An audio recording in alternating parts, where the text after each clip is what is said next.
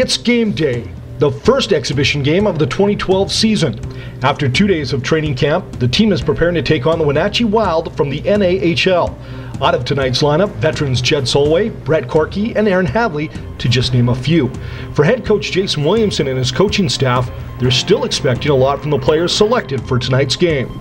Well, first and foremost, just compete level, doing the little things. We talk about that before the game, like not a lot of structure to our game right now, but those little things have got to be there. They got to battle, they got to compete, they got to be willing to pay the price and do the things that got them to camp. We go out and get them noticed and scout them, watch them, invite them here, and if you're a goal scorer, go score goals, but at the same time you got to go and battle, compete, and do the little things, throw some body checks, and make sure you get yourself noticed. These guys, like I've talked about, are coming in here with a purpose. They're playing the most storied franchise in junior A hockey.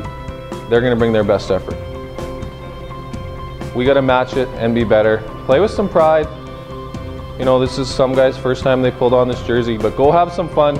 Get the nerves out, get a bump, play for each other, do the things that got you noticed, that got you into this game.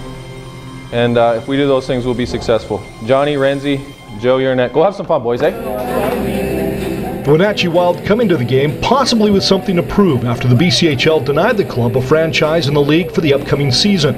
For the Wild, they'd love to show league officials that they can compete with one of the league's former champs. Good, how about you? Yeah, you too. Have a good one, Alex.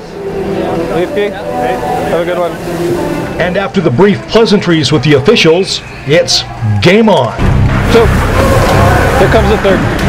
Good shift, you guys. Hey.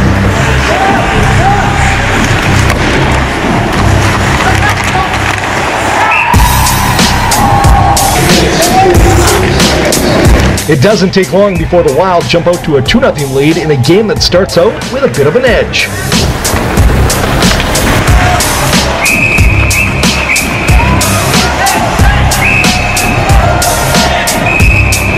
I got both in there on the initial, and Renzi keeps flopping and flopping and keeps going, so I gotta go 4-2. Come on.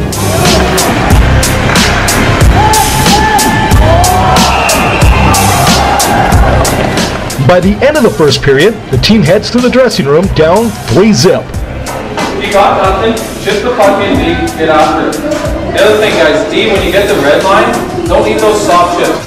Hammer it in there and let us know what you have. Okay, just take a deep breath, relax, regroup. We'll get back after here in a second. Come on, just relax. And despite getting on the scoreboard, Wenatchee would add to its lead and also adding insult to injury.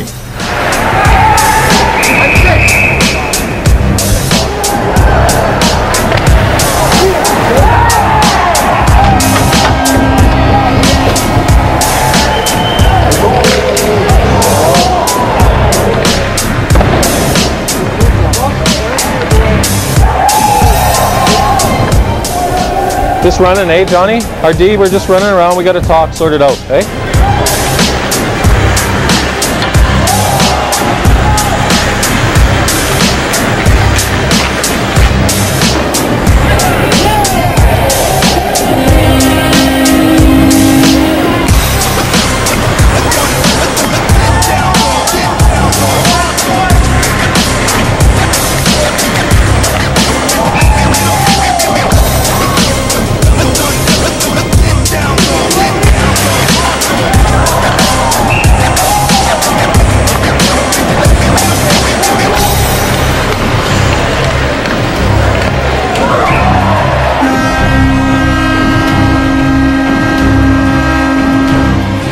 Eight goals scored in the second period alone, including 4 more against the Vipers, leaves Coach Williamson less than impressed. We got 20 minutes left in this game, and we've been dog. We had spurts of good, but there's way too much bad. Times when the puck doesn't get out because we're way too soft. It's a man's game. And I'll say this a lot this year, guys. It's the greatest sport in the world for one reason only. It's the only sport you can't run out of bounds. And it works the same way for them. So when you're out there, yeah, they're going to come, they're going to hit you, but give it back. Mix in a hit. Play with some pride, play with some heart. For 20 minutes, let's get our together.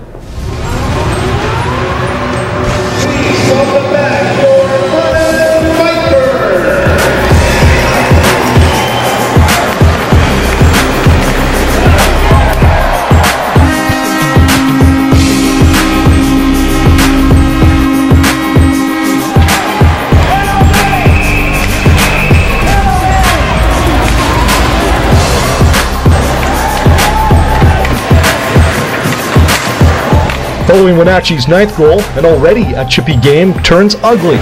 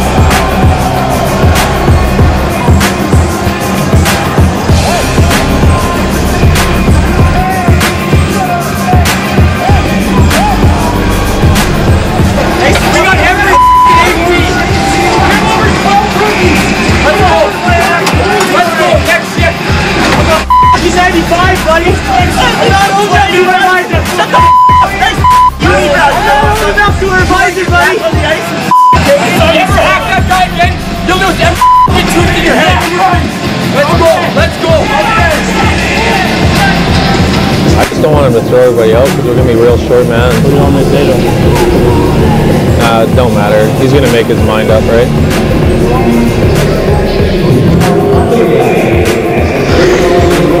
So it's going to be both fights, obviously gone. And we're going to go 10 minutes on all the other guys that were hanging around. It's going to be 2 and 2. Okay, but... Okay? No, okay. We're not leaving the area of a fight. Yeah, but they had an original penalty. Yeah, they do. They have the original slash. So we got a power play? Yep, absolutely. So who's gone? What? That's all right. Yeah. Well, I told them 3-4 times. I pushed 2 guys back and went back in. They're getting it 2 though, so it's even. I know, we just got no D. Down men and down on the scoreboard, the game ends in a 9-5 victory for the U.S. visitors. And for the Vernon Vipers players on and off the ice, it means a firm reminder from the GM and head coach on what is at stake.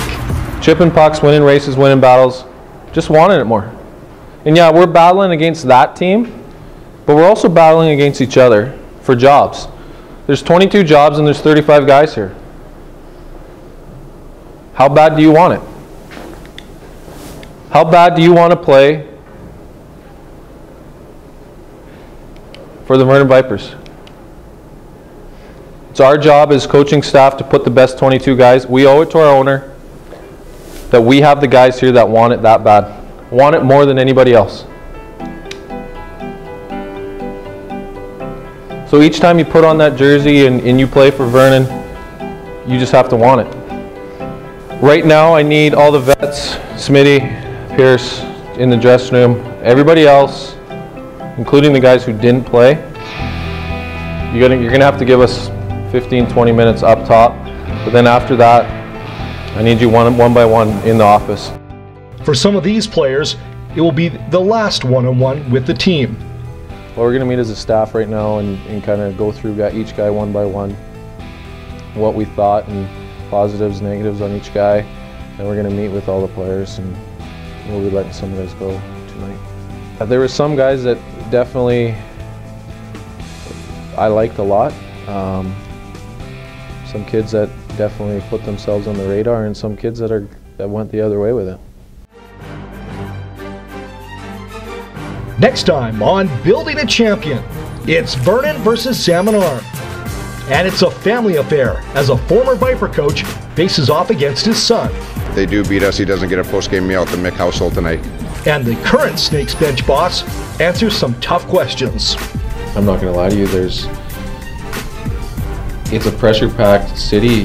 They demand wins, and that's what I'm looking to give them.